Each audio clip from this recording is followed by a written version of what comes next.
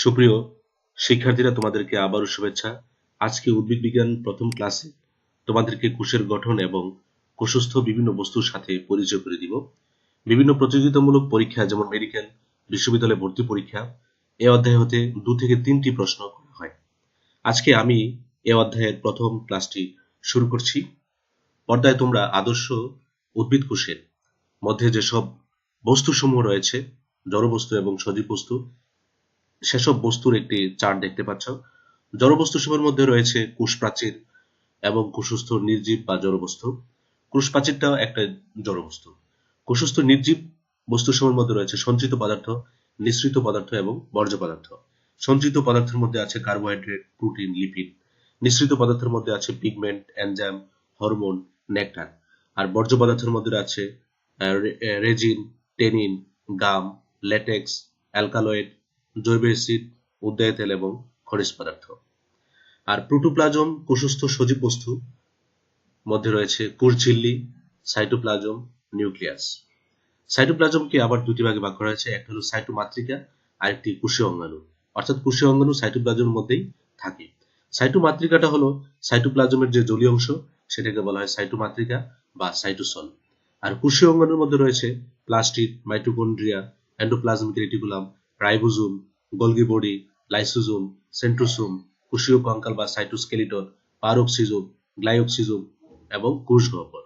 আর নিউক্লিয়াসের মধ্যে রয়েছে nuclear envelope, nucleoplasm, nucleolus, nuclear reticulum. এই 4টি অংশ মিলিত হয়ে নিউক্লিয়াস তৈরি হয়ে থাকে। এবার আমি একটি উদ্ভিদ কোষের চিত্র দেখাবো, যেখানে উদ্ভিদ কোষের বিভিন্ন অংশ সমূহকে দেখানো হয়েছে। আমরা প্রথমে দেখতে পাচ্ছি একটি কূপ। দুটি কোষ প্রাচীরের মধ্যবর্তী যে ফাঁকা স্থান রয়েছে সেটাকে বলবো আমরা কূপ। তারপর রয়েছে মাইটোকন্ড্রিয়ন, কোষের পাওয়ার হাউস বলা হয়।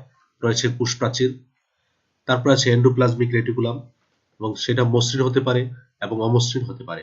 অমসৃণ তখনই হবে যখন এন্ডোপ্লাজমিক রেটিকুলামের গায়ে রাইবোজোমের কণা লেগে থাকে। তারপর রয়েছে নিউক্লিওলাস।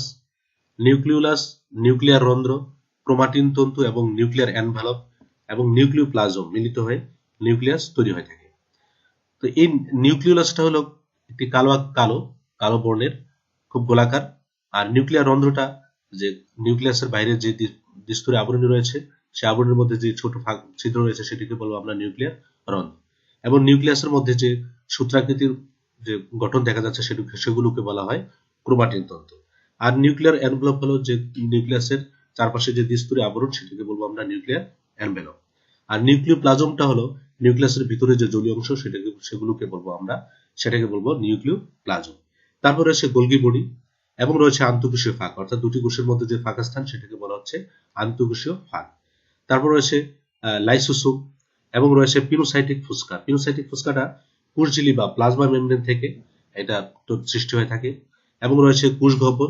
কোষগহ্বরটা দেখো যে পুরা কোষের অধিকাংশ জুড়েই কিন্তু কোষগহ্বর। তারপর রয়েছে মাইক্রোটিউবিউলস, রয়েছে ক্লোরোপ্লাস্ট। ক্লোরোপ্লাস্ট আমরা জানি সাইলোক সংশ্লেষণে এটা খাদ্য তৈরি করে। এবং রয়েছে রাইবোজোম, মুক্ত রাইবোজোম, যা প্রোটিন সংশ্লেষণে ব্যবহৃত হয়ে থাকে, অর্থাৎ প্রোটিন সংশ্লেষণ করে থাকে। আমরা এবার কিছু সংক্ষিপ্ত প্রশ্ন নিয়ে আলোচনা করব, ছোট ছোট প্রশ্ন, যেগুলো বিভিন্ন পরীক্ষার জন্য খুবই ইম্পর্টেন্ট। 1838 এবং 1839 সালে জার্মান উদ্ভিদবিজ্ঞানী স্লেইডে এবং প্রাণীবিজ্ঞানী থিওডোর সোয়ার এবং পরে ভার্চু 1855 সালে কোষতত্ত্ব প্রদান করেন। শারীরবৃত্তীয় কাজের ভিত্তিতে কোষ দুই প্রকার, যথা দেহকোষ এবং জননকোষ। দেহকোষগুলো হলো দেহ গঠনে সাহায্য করে এবং জননকোষসমূহ জনন কার্যে অংশগ্রহণ করে। দেহকোষগুলো হলো মূল, কাণ্ড, পাতার কোষ, স্নায়ুকোষ, এগুলোকে বলা হচ্ছে দেহকোষ। আর জননকোষগুলো হলো শুক্রাণু, ডিম্বাণু। নিউক্লিয়াসের গঠনের উপর ভিত্তি করে কোষকে আবার দুই ভাগে ভাগ করা হয়েছে।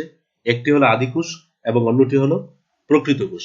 আদি হলো যে কোষে কোনো আবরণী বেষ্টিত নিউক্লিয়াস, এমনকি আবরণী বেষ্টিত কোনো অঙ্গাণু থাকে না, সেগুলোকে বলা হচ্ছে আদিকোষ। যেমন মাইক্রোপ্লাজমা, ব্যাকটেরিয়া, সায়ানোব্যাকটেরিয়া, এগুলো আদিকোষের উদাহরণ। প্রকৃত কোষ হলো যে কোষে আবরণী বেষ্টিত নিউক্লিয়াস থাকে এবং তাকেই বলা হয় প্রকৃত কোষ। প্রকৃত কোষের নিউক্লিয়াস ছাড়াও আবরণী বেষ্টিত অন্যান্য অঙ্গাণু থাকে, যেমন মাইটোকন্ড্রিয়া, ক্লোরোপ্লাস্ট, গোলগি বস্তু, লাইসোজোম এগুলো থাকে। আর প্রকৃত কোষের উদাহরণ শৈবাল, ছত্রাক, ব্রায়োফাইটা, টেরিডোফাইটা, জিমনোস্পার্ম এবং এনজিওস্পার্ম এগুলো সব প্রকৃত কোষের উদাহরণ। সবচেয়ে ছোট কোষ হলো মাইক্রোপ্লাজমা।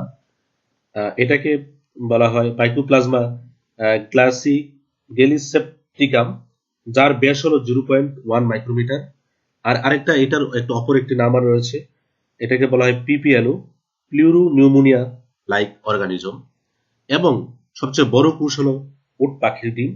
এটা 17 সেন্টিমিটার ইন্টু 12.5 সেন্টিমিটার হয়ে থাকে।